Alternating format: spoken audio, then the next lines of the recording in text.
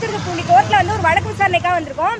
2 வருஷத்துக்கு முன்னாடி கரெக்டாக ஏப்ரல் 13, 14 அந்த தேதியில் வந்து இங்கே வந்து பிரச்சாரம் பண்ணும்போது பிஜேபிக்காரங்க வந்து எங்கள் மேலே வந்து கொலைவெறி தாக்குதல் நடத்தினாங்க. ஆனால் போலீஸ் வந்து எங்கள் 2 பேரை அரெஸ்ட் பண்ணி எங்கள் மேலே பொய் வழக்கு போட்டு திருத்துறைப்பூண்டி கோர்ட்டுக்கு வந்து 2 வருஷமாக தொடர்ச்சியாக வந்துட்டு இருக்கோம்.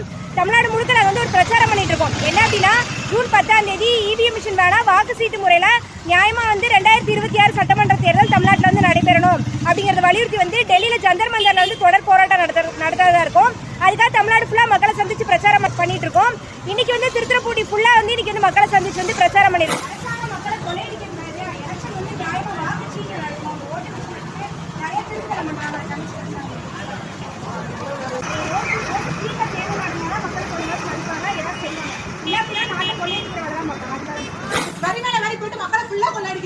என்ன காரணம் அப்படின்னா, அவங்க நம்ம ஓட்டு போட்டோம்னா அவங்களுக்கு தேவையானவங்களுக்கு ஓட்டை மாத்திட்டு போயிட்டே இருக்காங்க.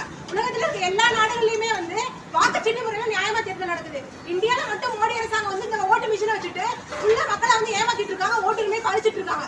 இதை வந்து நம்ம விட முடியாது, தட்டி கேட்கணும். இவிஎம் மிஷினை பேன் பண்ணணும் அப்படின்றதுக்காக மக்களுக்காக போராடும் கட்சி அப்படின்னு ஒரு கட்சி உருவாக்கி இருக்கோம். அந்த கட்சி மூலமா வந்து மக்கள்கிட்ட பிரச்சாரம் பண்ண சப்போர்ட் பண்ணுவோம்.